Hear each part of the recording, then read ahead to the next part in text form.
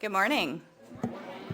My name is Kimberly Seipert, your worship leader for this morning's service, and this is Common Ground, our celebration of worship for people of many paths who gather to share in the responsible search for meaning and truth. This is a warm and open community where all who come with open minds and kind hearts are welcome, regardless of ability, age, race, gender identity, or sexual orientation. We hope that all who join us today find this a safe place to worship. Between December 22nd and 29th, we recognize the celebration of Hanukkah in the Jewish tradition, with the lighting of the menorah and the Hanukkah prayer. Today, we recognize the celebration of Epiphany in the Christian tradition.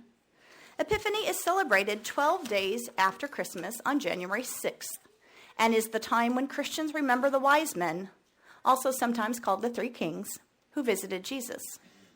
Epiphany is also when some Christian churches remember when Jesus was baptized, when he was about 30, and started to teach people about God.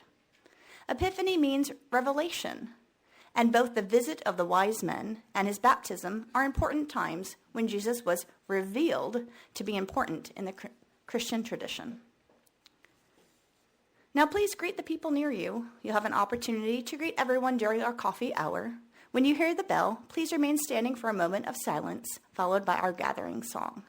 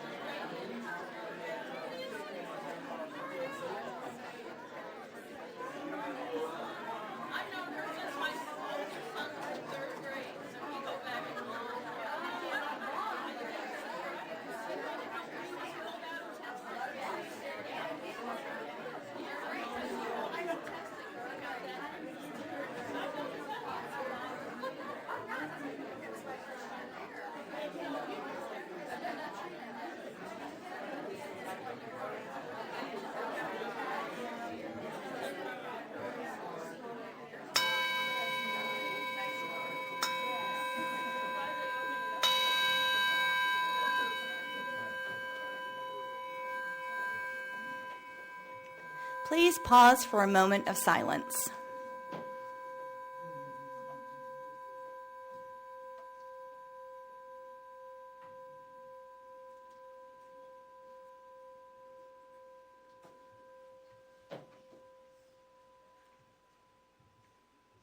Now let's join the Come As You Are choir in our gathering song, Though I May Speak with Bravest Fire.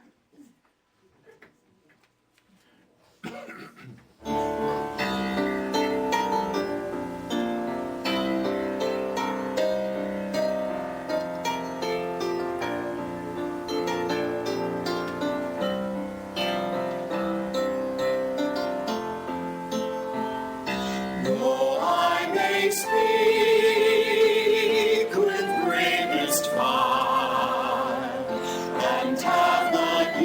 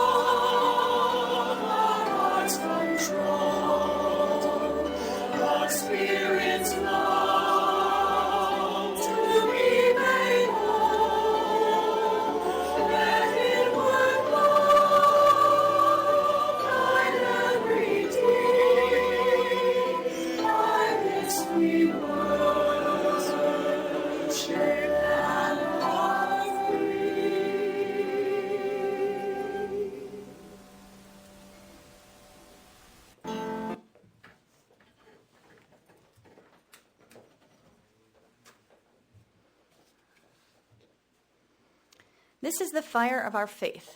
Please join me in these words by Deborah Burrell as Kim Gideon, our speaker for today, lights our chalice flame. May the light we now kindle and the time we share together anchor us to that inner flame, that sacred center, which helps us remember who we were before the world told us who it wanted us to be. May our time together clear the way for those memories that help lead us back home. I invite you to join me in a renewal of our sacred promises. Love is the doctrine of this church. The quest of truth is its sacrament, and service is its prayer. To dwell together in peace, to seek knowledge and freedom, to serve human need, to the end that all souls shall grow in harmony with the divine. Thus do we covenant with each other. Please be seated, and as you're seated, please move toward the walls to make it easier for people still arriving to find their seats. Also know you may enjoy the service remotely upstairs in the loft on the large screen TV. Our story of all ages today is called Catch of a Lifetime by James P. Lenfesti, read for us by Luke Kimball. That's me. All right.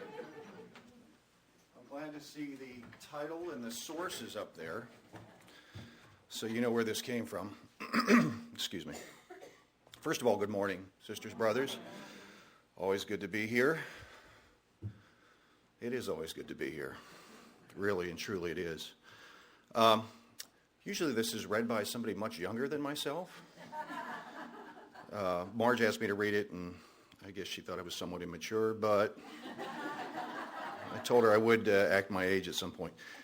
Anyhow, this is a story about ethics, and I think it's very appropriate at this time for all ages.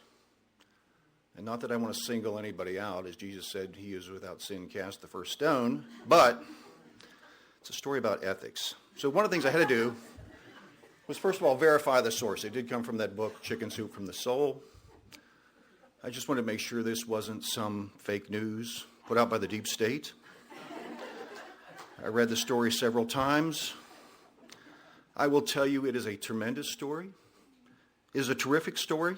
It's a classy story. This story is a 10. If it was a 5, I probably wouldn't even read it or look at it. So, anyhow, with that introduction, let me read the story. Again, I'm not calling out anybody in particular. Just want to use the vernacular that's currently used on TV. So let's talk about Catch of a Lifetime. This is a good story. Tremendous story. I'll stop. On with the story. Okay, here we go. Catch of a Lifetime. He was 11 years old and went fishing every chance he got from the dock at his family's cabin on an island in the middle of a lake in New Hampshire. On the day before bass season opened, he and his father were fishing early in the evening, catching sunfish and perch with worms. Then he tied a small silver lure and practiced casting out into the lake. The lure struck the water and caused colored ripples in the sunset. Those ripples turned silver as the moon rose over the lake. When his pole doubled over, he knew something huge was on the other end. His father watched with admiration as the boy skillfully worked to bring the fish ashore to the dock. Finally, he very gingerly lifted the exhausted fish from the water. It was one of the largest ones he had ever seen, but it was a bass. The boy and his father looked at the handsome fish, gills playing back and forth in the moonlight. The father lit a match and looked at his watch. It was 10 p.m., 2 hours before the season opened. He looked at his fish and then at the boy. "You'll have to put the fish back, son," he said. "Dad," he cried. "There will be other fish," said the father. "But not as big as this one," cried the boy. The boy looked around the lake. No other fishermen or boats were anywhere around in the moonlight. He looked again at his father. Even though no one had seen them, nor could anyone ever know what time they had caught the fish, the boy could tell by the clarity of his father's voice that the decision was not negotiable. He slowly worked the hook out of the bass's mouth and then put the huge fish back into the water. The creature swished with its powerful body and disappeared. The boy suspected that he would never again see such a great fish. That was 34 years ago. Today, the boy is a successful architect in New York City.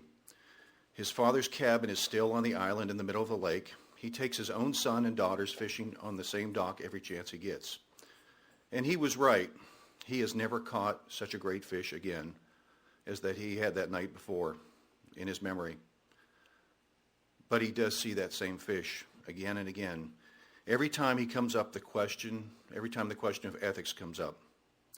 As his father had taught him, ethics are a simple matter of right and wrong. It's only the practice of ethics that is difficult. Do we do the right thing when no one is looking? Do we refuse to cut corners on a design to get the design out in time? Or do we refuse to trade stocks based on information that we know we aren't supposed to have? We would if we were ever taught to put the fish back in the water when we were young, for we would have learned the truth. The decision to do the right lives fresh and fragrant in our memory. It is a story that we will proudly tell our friends and grandchildren, not about how we had a chance to beat the system and took it, but how we did the right thing and we were forever strengthened. Thank you.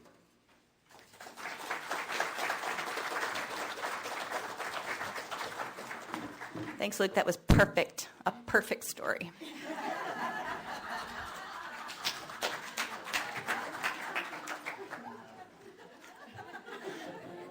The monthly theme we explore in Common Ground each month is also explored with age-appropriate activities in children and youth religious education classes.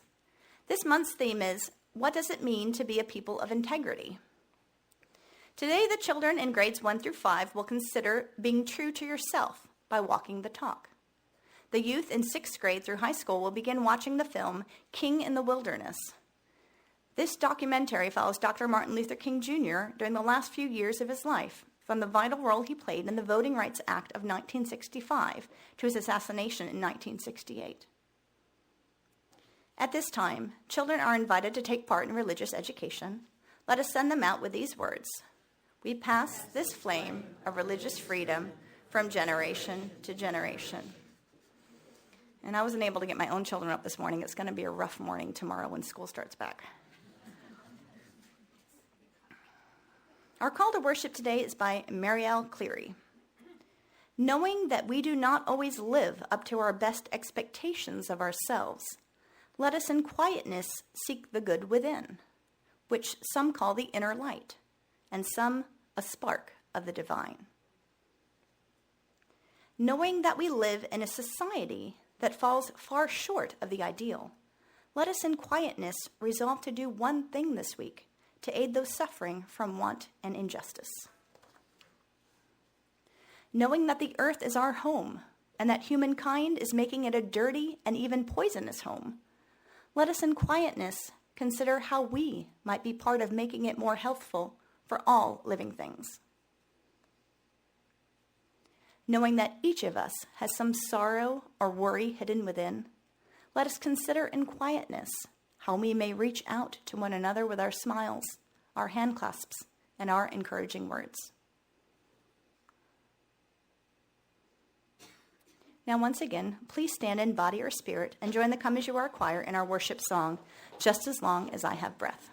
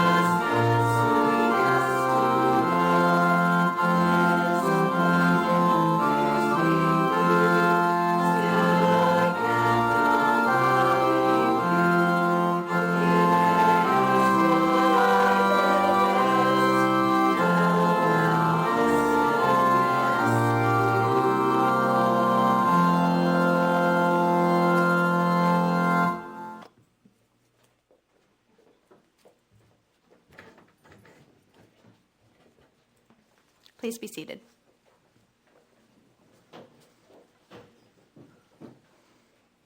Today, Kim Gideon returns to speak with us once again. Kim is an educator, a regenerative practitioner, and a life quester. She seeks to facilitate human and planetary wellness so that all may thrive. Welcome, Kim, to our pulpit.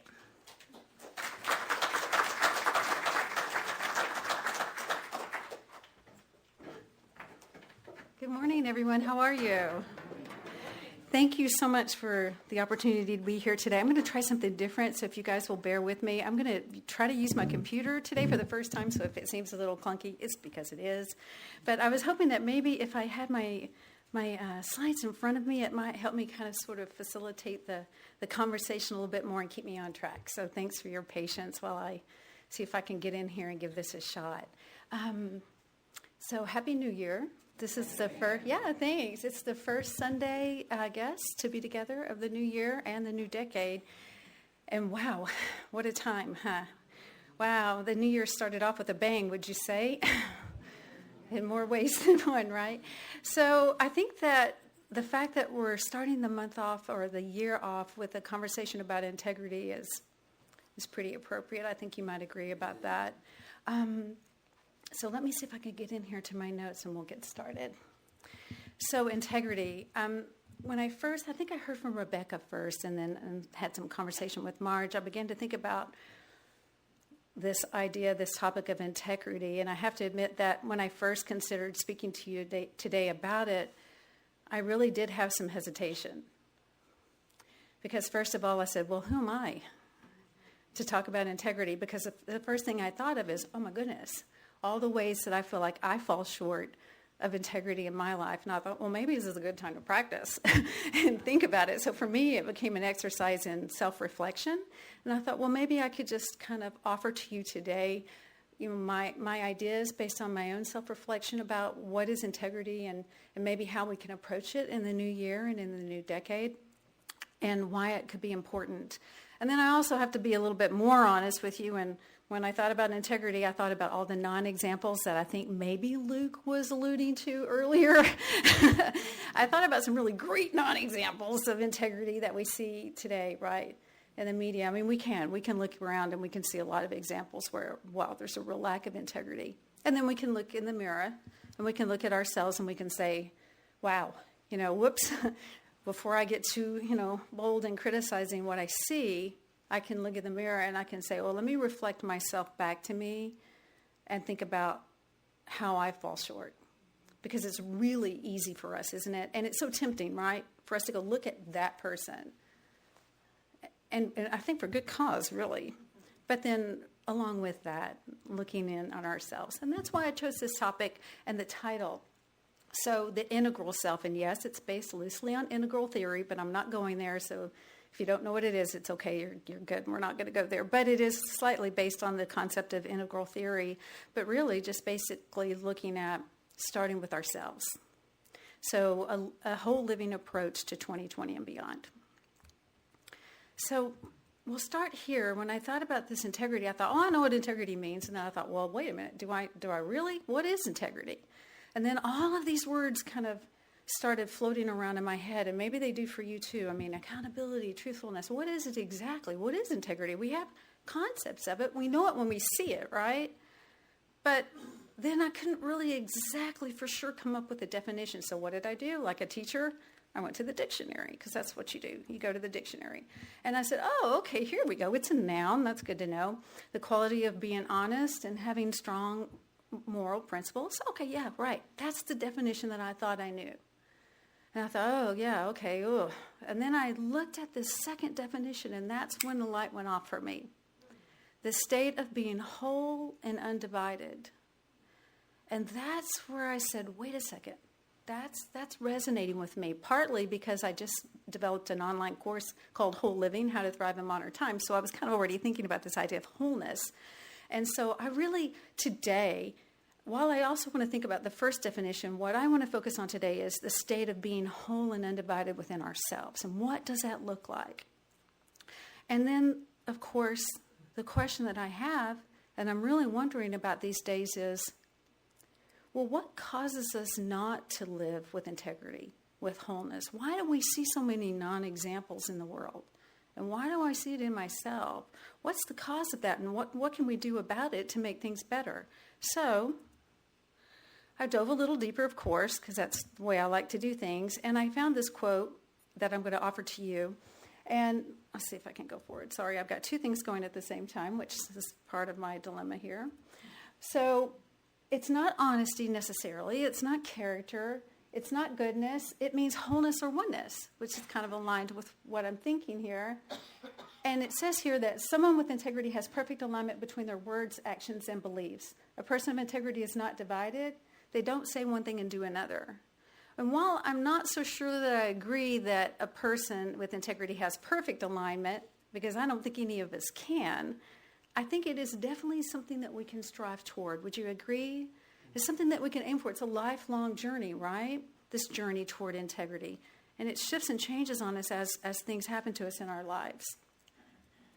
So, what are some of the consequences when we are behaving outside of integrity? I'm not going to read the list because I started doing some research and there are so many consequences. But, just a few that jump out to me is that we bargain with ourselves, or, we attract the wrong people in the wrong situations, or the one that I really relate to a lot is we're exhausted in more ways than one. I don't know about you, but when I'm behaving outside of integrity, it wears me out. I'm exhausted by it. It's so tiring to try to live a life that's not truly aligned with who I am.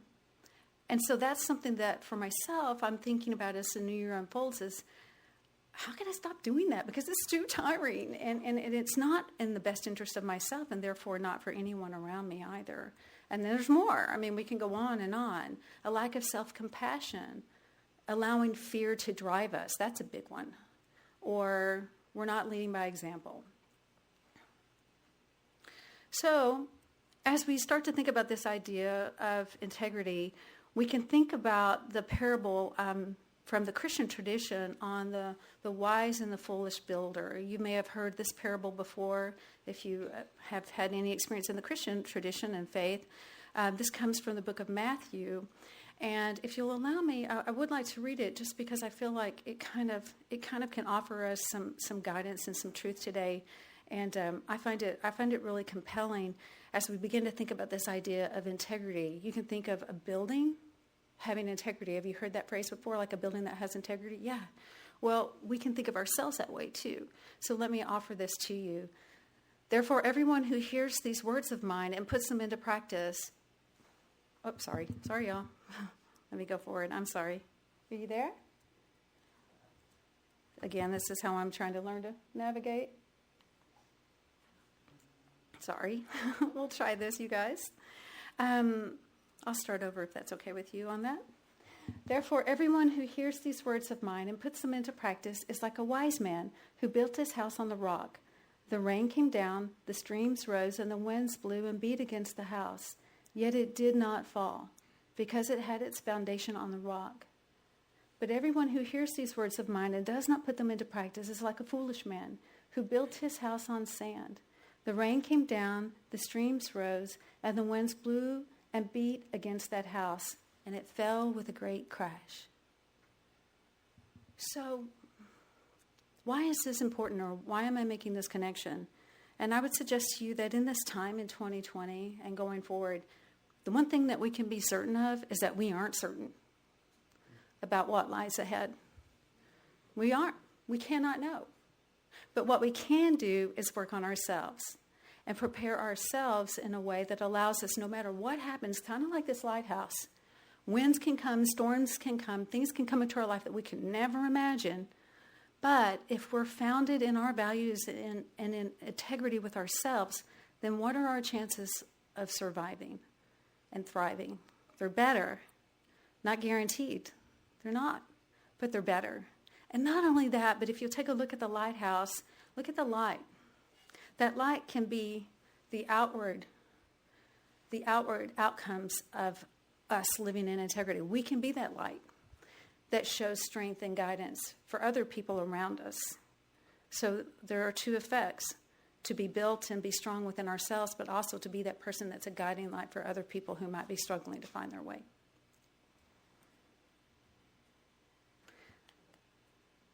So we must adjust to changing times, but still hold on to unchanging principles. Jimmy Carter. Not a perfect person, but I think a person that many of us might think has some amount of integrity. At least I think we could say that. I mean, I don't know him personally, but I can say that I think he does live what he believes. I think he knows what his values are, and I think he lives his truth. Whether we agree or not with everything, I think we could say that. And if you look at the image, I chose this on purpose because what I wanted to point out is that while we don't know the way and we don't know exactly what's going on in changing times, that map is kind of like that guiding principle that we have, that integrity that we maintain that allows us to navigate through the world. So what I'd like to offer to you today is maybe 5 steps toward a more integral self. And they might be simple, but that doesn't mean that they're easy to do, right? But these are just some ideas that I have that I'd like to offer for your consideration and see if it might be something that could be of use to you. So let's just dive right in and see what happens. So let me go back.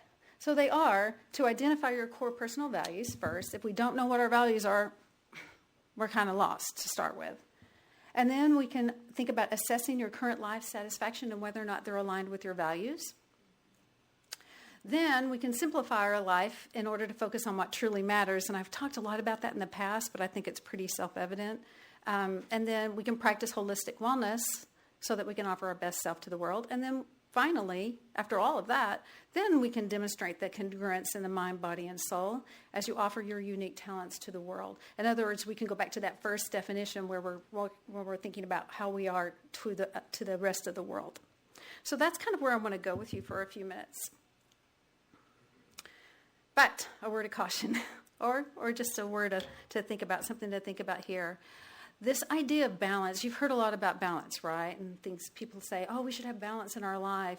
It's good to have balance. And while I agree with that to some extent, I would say that maybe the idea of balance isn't necessarily where we might want to put our focus. It can be thought of as balance is like the even distribution, like that person on the tightrope, right? They're walking and they're trying to balance everything.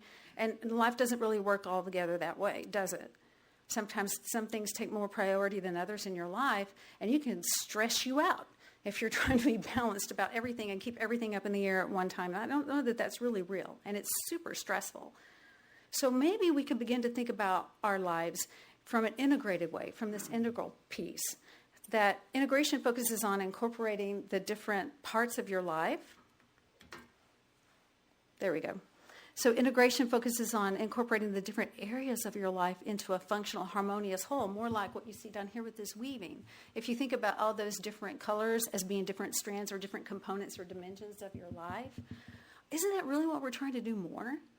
Is not keep everything up in the air like this, but rather, are we not trying to be like weavers and weave all the different components of our life into an integrated whole? I would suggest that maybe that might be a more nurturing and harmonious way to approach living. So whole living seeks to create the circumstances where your values and your priorities are woven into a vibrant life. And also remember that when we weave these things together, what happens? When we have a single strand, it can be easily broken, right? But when we weave things together, what is created is greater strength.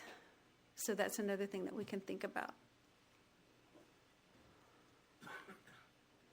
Another person who, while not perfect, can be considered a person of integrity. Nelson Mandela, as I've said, the first thing is to be honest with yourself. You can never have an impact on society if you've not changed yourself. Great peacemakers are all people of integrity, of honesty, but humility. So, step 1, what can we do to begin? As I said before, identify your core personal values. Marge, thank you so much for weaving these in. I still know she were late, and I was so grateful that she was able to work this into the presentation. I think it's really helpful. So what does that mean?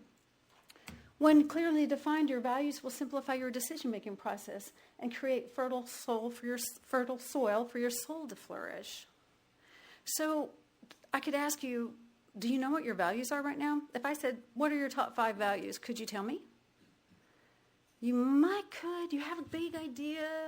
You're like, oh, yeah, sure, I can do it. Well, maybe we could take a look at those.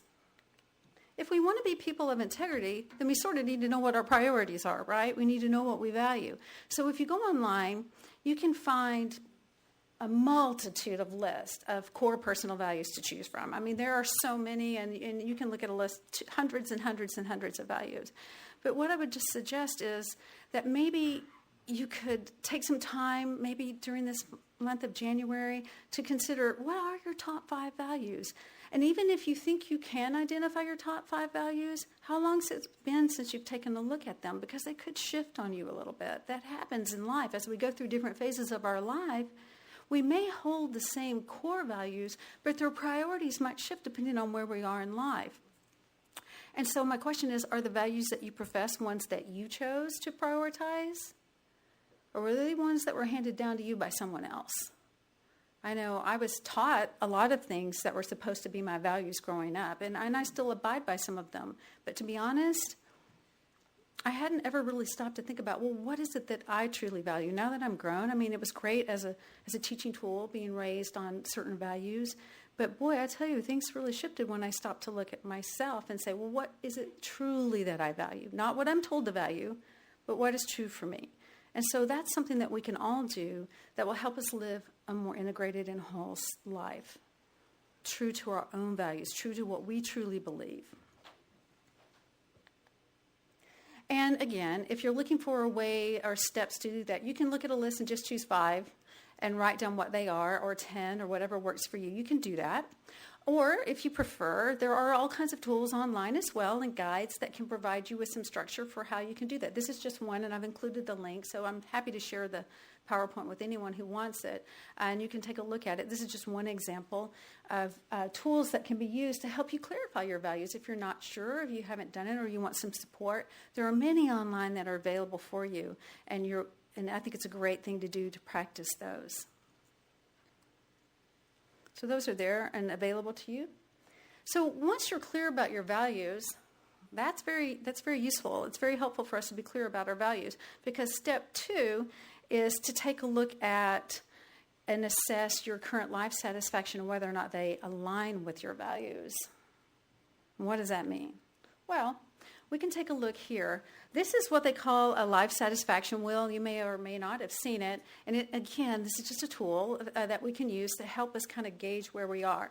So this life assessment tool is, as you can see, or maybe not see because it's kind of small, the different tabs are different dimensions of your life, or identities or roles that you have, whether it be a parent or a business person, or your finances or your health or your family. And you can see it grades from 1 to 10. And so one of the things we can do if we're trying to kind of figure out where we are with ourselves is to begin to rate it, or just kind of give a rating to it. So nothing formal. It's just something for you to think about right now, today. How am I feeling about my life satisfaction in my physical nature or my business or career? And you can rate it. It just kind of helps you see where you're at and how you're feeling about it. And notice that they're not all the same, and the idea is not for all of them to be 10, which would be great. But the idea is just to gauge where you are. And then to begin to think about, is this aligned with my values? Are my values showing up here? And if I'm feeling like I'm at a 1 somewhere, am I out of alignment with my values? Well, why am I out of alignment, or what's going on there?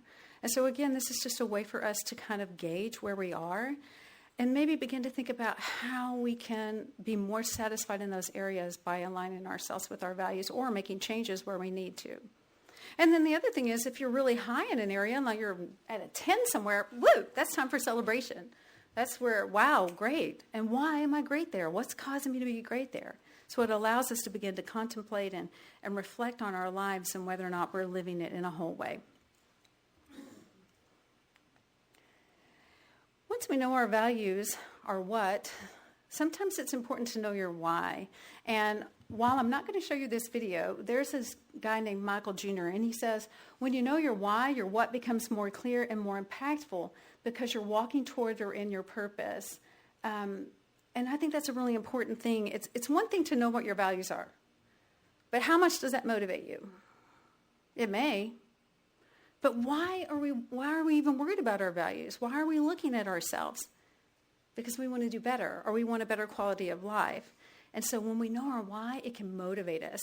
And so if you have a chance to go to YouTube and look at Michael Jr.'s Knowing Your Why, and again, the link is here, and I'm happy to share the PowerPoint presentation, but you'll find it, and you'll see that when we know our why for why we're here, it animates us. It motivates us. It creates more of a need for expression. And so I think it's something that we can think about as a form of motivating ourselves to stay true to our whats, because we can know them, but living them is the bigger challenge. And when we have an internal motivation for them, it can help us move forward in spite of what's coming at us from the outside. Step 3, simplify. I always go there, Thoreau. I always have to insert a little bit of Thoreau, I think, everywhere I go. So, Thoreau says, simplify, simplify. Do we need to say anything more? Once you're clear on your values and you know your why, what is probably going to be needed is to simplify your life so that you can focus on what truly matters. Think about all the distractions that we have in our life. And if we're going to really focus on living a life of integrity, we probably need to think about what is not helping us do that, maybe, and eliminate that. So this will help us kind of avoid or reduce our distractions and our diversions. And I'm going to be the first to acknowledge that shiny objects are really alluring. Right? There's a book about that, by the way. A Baylor professor wrote a book called Shiny Objects. And I'm like, that is so real, right? Because we see things and we go, oh my gosh, I'm going to go over here and look at this because I'm so distracted by it. It's so pretty. It's so shiny, this idea or this concept or this thing. And sometimes it can be fine for a little moment, right? But if we get too focused on shiny objects or things that are kind of outside of where we want to spend our time, it can distract us from our true purpose. And so simplifying is a way to to work through that, to simplify our lives.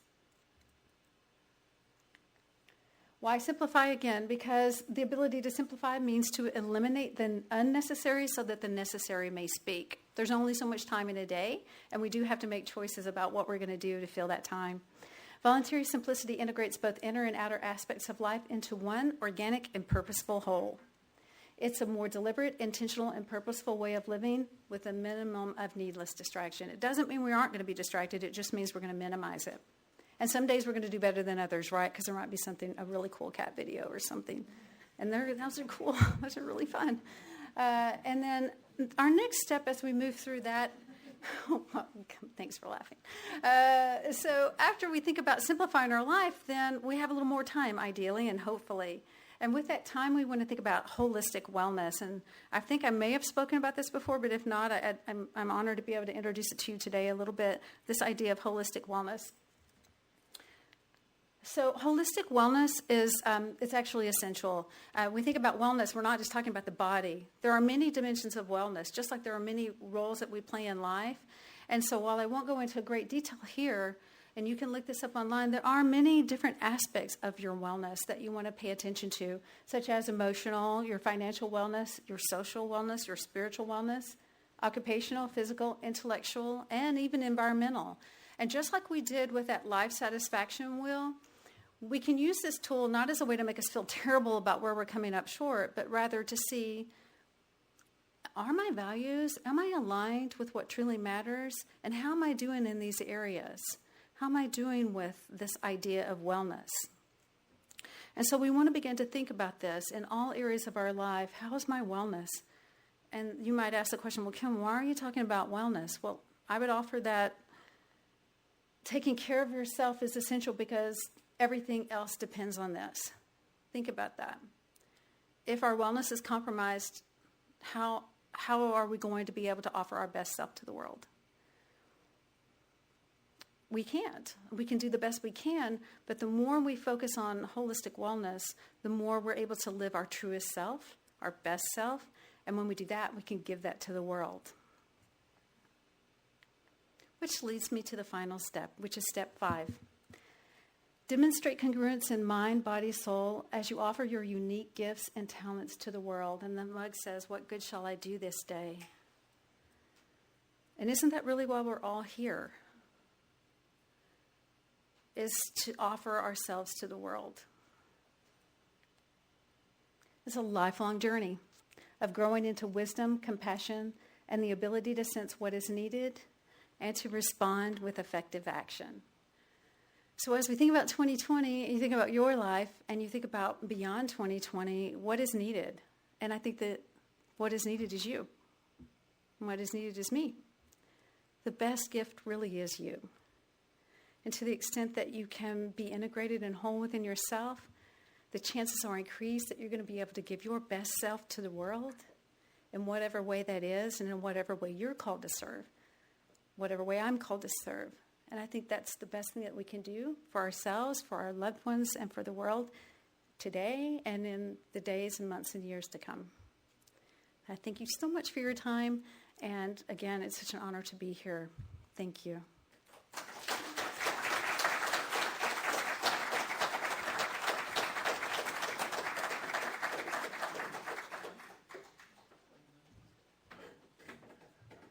Thanks, Kim. Always a pleasure.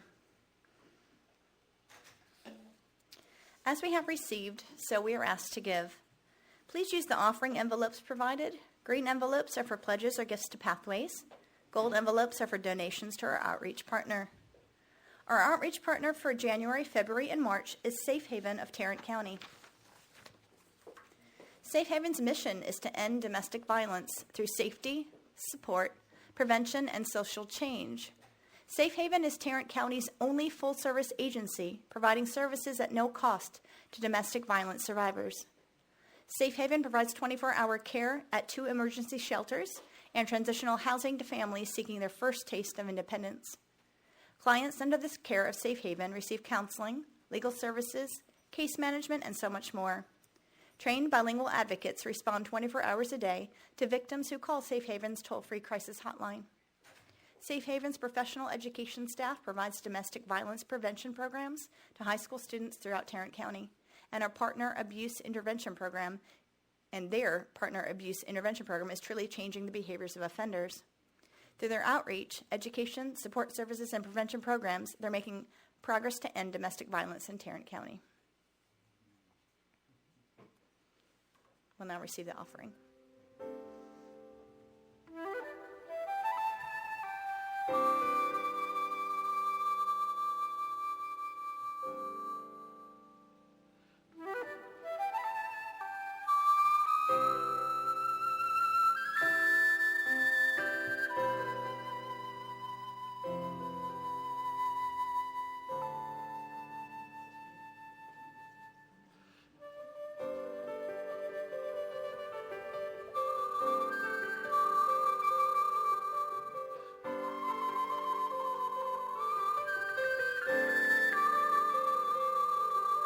Thank you for your generous gifts, kindly and freely given this morning and electronically or by mail throughout the month to support this congregation and our outreach efforts.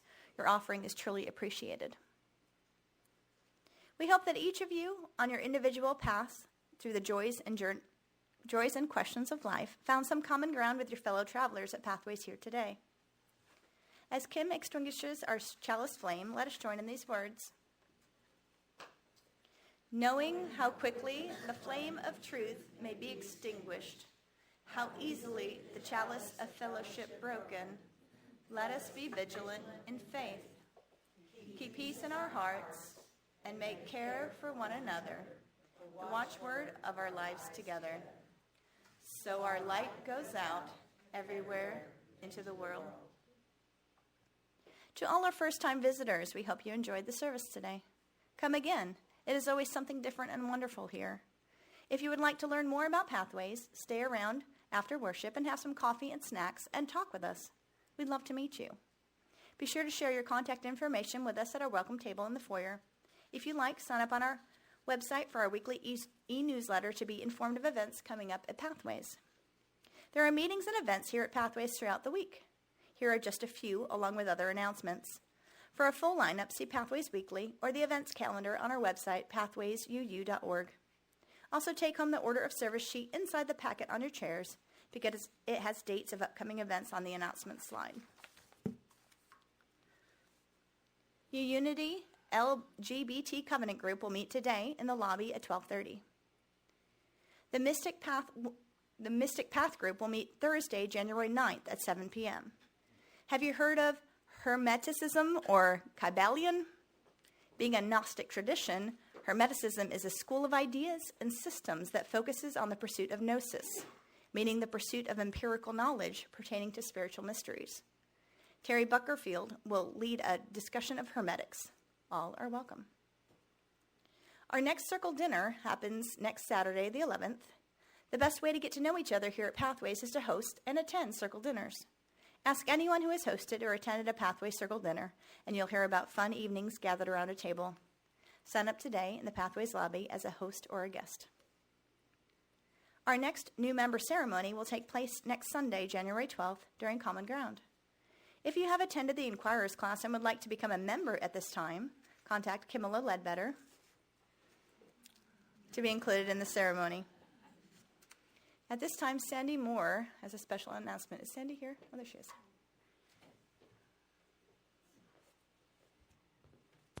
Is this microphone on? You can hear me, right? All right. I think many of you remember Rob Moore. He's no relation to me, but he and I together graduated at the same time through the Heart Paths Spiritual Direction Training Program. And we've embarked together on an exciting planning project of offering contemplative retreat offerings, both locally and then we're expanding in the spring. We'll offer one at U-Bar-U. So our first one is coming up at January 18th. It's a Saturday. It's all day long at Rob Moore's church, Horizon, UU in Carrollton. Rob is the person who told me about Soul Matters, and that's his church also participates in Soul Matters. So they're doing the theme, discussing and reflecting on integrity as well. So the retreat that we're offering January 18th will involve several reflective practices. He and I are co-leading this, and the exciting thing is it's free. What we're asking is that people fill out a form at the end to give us suggestions as to how we can improve, since this is our first go-round of offering a retreat. So the registration form, pre-registration is needed just so we know your names and that we have enough people that this will make. There's a friendly competition. So far, 10 people have registered from Rob's church, Horizon, and 2 people have registered from Pathways. So help us in this competition. Go to the Pathways website, click on Home, and scroll down. You won't see it yet until you scroll way down on that home page. You'll see a more description of the activities in the retreat. They have a nice labyrinth, and if the weather cooperates that Saturday, one of the activities is a labyrinth walk, which is a chance to reflect on some of the ideas that we've heard today in Kim's talk. So register, give your name, and we'll get a count and know for sure that we can offer this. We're so looking forward to it, particularly those of you who've ever been in Wellspring or Mystic Path, On My Path, or Soul Matters, or ever thought about wondering what those things, reflective spiritual activities might be like. This would be a great opportunity, a gift for yourself to start the new year. Thank you. Sounds great. When we get electronics or other things as gifts, they often come with styrofoam block packing. Bring them to Pathways, and they will be picked up for recycle and color. We're now forming a special activities committee, and we're looking for passionate people with imagination, ideas, organizational skills to develop a calendar of events for a full year. Things such as coffee houses, garage sales, art shows, talent shows, haunted houses. The possibilities are endless. Contact Aylin Hanford. She's there in the back, waving at us. The 2020 directories are available today. See Marty in the lounge to get your copy. And this is Marty, for those that don't know her. Reminder to parents, please pick up your children from the nursery and RE immediately after Common Ground so that all ages can share in the fellowship and food. The nursery will reopen at 11:30 for the adult discussion group. After we break for coffee and conversation, we continue with our adult discussion groups. Harried reasoners will meet here in the sanctuary. The reasoners will discuss new ways of communicating, the rise of social media and its effects on interpersonal relationships. On My Path will meet upstairs in the loft. This is a group for adults to celebrate and deepen their individual spiritual journeys. It's open to all seekers from any path and is a safe place to speak your truth in a circle of trust. Visitors and newcomers are welcome and encouraged to attend either of these adult discussion groups. And now please stand as you're willing and able and join the Come As You Are choir in singing our closing hymn, I Will Stand.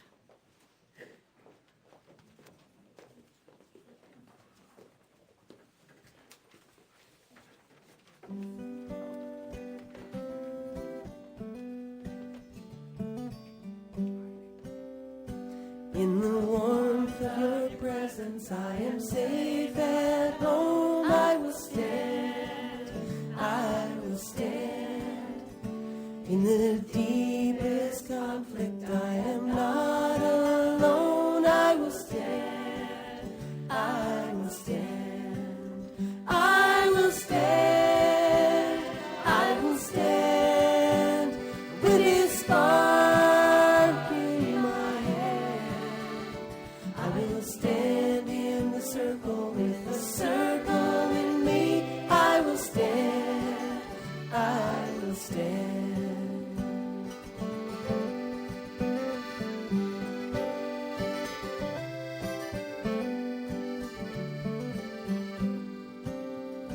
I will stand in myself when I'm not feeling strong. I will stand, I will stand. I will tear down the walls and sing a freedom song. I will stand, I will stand. I will stand, I will stand.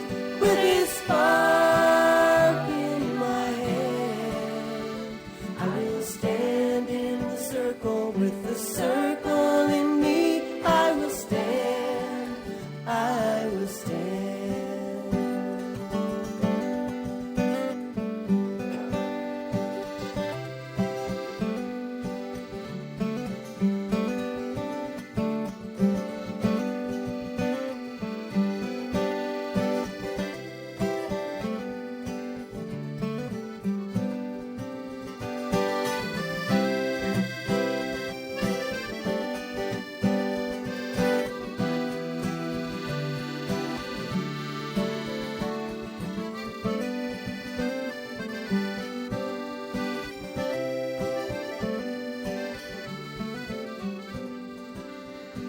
I will gather the courage I have found in me. I will stand, I will stand. I will honor the vision of who I will be. I will stand, I will stand. I will stand, I will stand.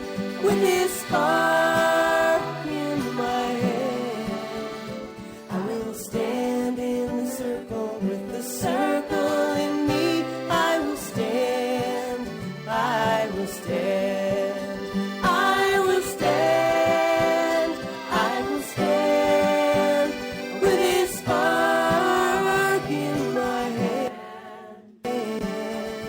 I will stand in the circle with the circle in me.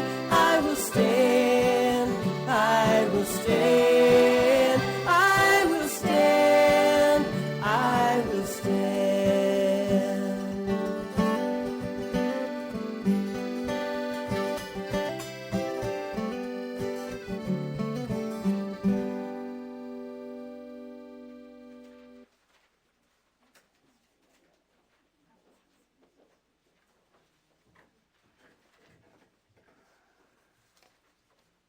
Our closing words today are by Philip Randall Giles. Now may our wisdom show itself in compassion and understanding, and may the fruits of the Spirit be apparent in our lives. Blessed be. Go in peace.